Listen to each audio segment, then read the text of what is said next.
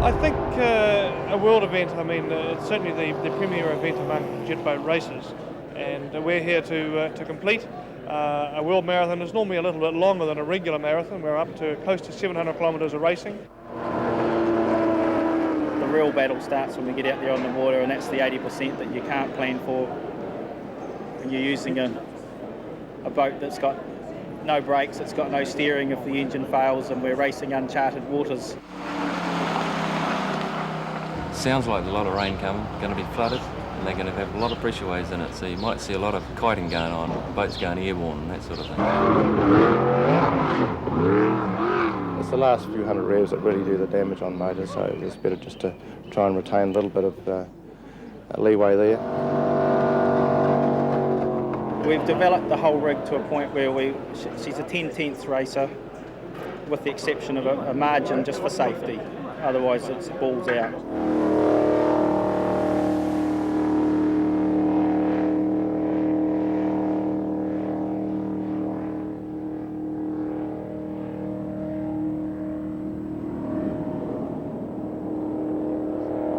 Well, I think Ken's got the form, he's got the boat, he's got the experience, and I think if his machinery doesn't let him down, he's certainly going to be hard to beat. I'd have to go for Ken McDonald and Colin McCall. Ken McDonald and Colin are the guys to beat.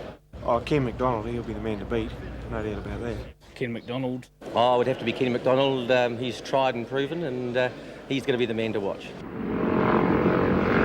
Well, we're going hard, but it's a marathon. We've got a long way to go, and I think quite frankly, actually, that the tunnels here today will be going for broke, because we'll be going for broke come to Town Macau and the rest of the race. You've got your licence and first aid certificate with you, Andrew? In the truck here. Yeah, you'll need those before you go any further. You know what you need now? Yep. Good as. Let's go. We're looking for mainly safety features with the boat. Yep, yeah, what do you want to look at? There's one life jacket there. Oh, yeah, you got them then, that's fine. First aid kit as per the bloody book. What are you up to next? Bell rope. Yes, 10 metres of it. Fire extinguisher. Yes, service. Do you want to have a look at it? And we hope to have a week where sportsmanship is paramount. I'd like to emphasise that. Sportsmanship is paramount for the duration of the event. With scrutineering and formalities almost over, it was down to real business. There will be no refuelling on riverbeds. The first leg was a short 8-kilometre sprint on the Wairau River.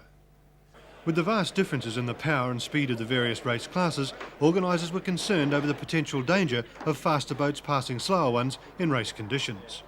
The prologue, one boat against the clock, was designed to seed competitors for the main river racing to follow. Not everyone agreed with this policy. I think it puts a lot of pressure on the boat. Personally, I don't really like it. I would like to see a time trial that was set around a course, or not so much a sprint course, but just a tight course with corners in it. Something that would even out all boats. But that's the way it is, so that's what we've all got to make the most of it. Is there anyone out there that you can see going particularly hard today? We're aware that Tony Ward's got a slight problem, so I would say that he'll be hard to beat.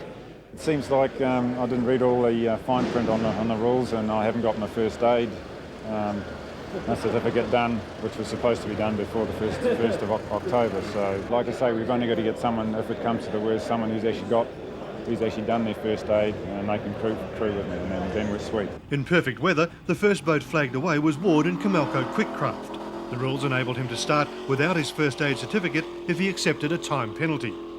Tony elected to take the 5% penalty on the first short leg. Then he dashed into Blenheim, sat the 6-hour St John's course and passed, avoiding the penalty for the rest of the race. We're racing in what is potentially quite a dangerous sport.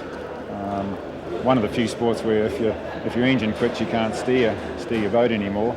So yeah, there is a lot at stake here. So yeah, I think it's pretty good that they are bringing these rulings in.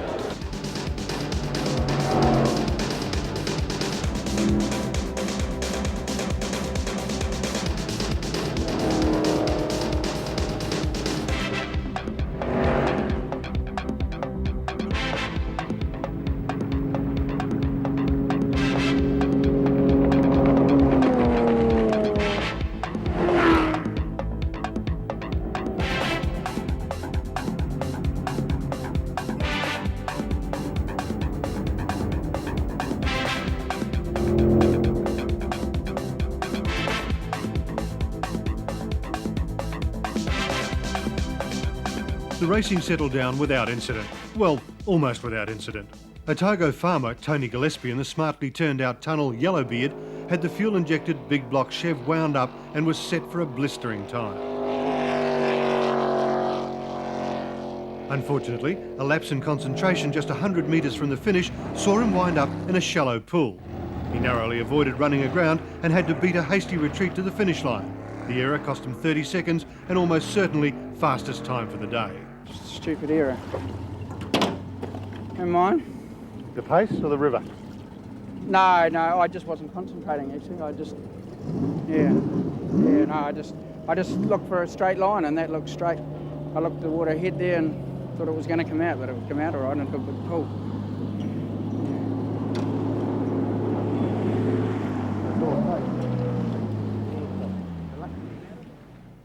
Mark Cromie, in the immaculately presented AC Delco, looked like he was out for a Sunday drive. With 2 World Championships already under his belt, Cromie wasn't about to try and win his third on day one. AC Delco's twin-turboed 510 cubic inch Chev made easy work of the river, lapping up the slower boats in front.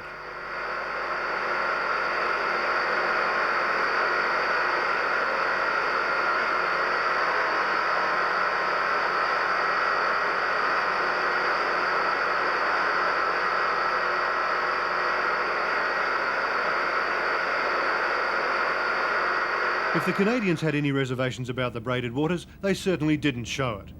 Both turned in fast times and laid down the gauntlet right from the start. Even Spencer King, in the supposedly slower Hearts Marine B-class entry, gave notice that he shouldn't be overlooked.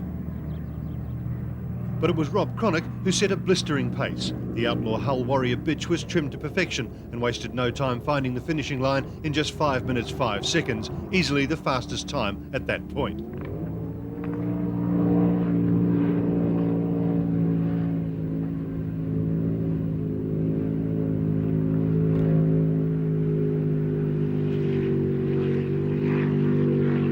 Another to set a cracking early pace was the Gary Donathorne Subaru-sponsored Hamilton 182 monohull. She was running 3 up, somewhat unusual these days with the advent of weight-conscious jet boat races.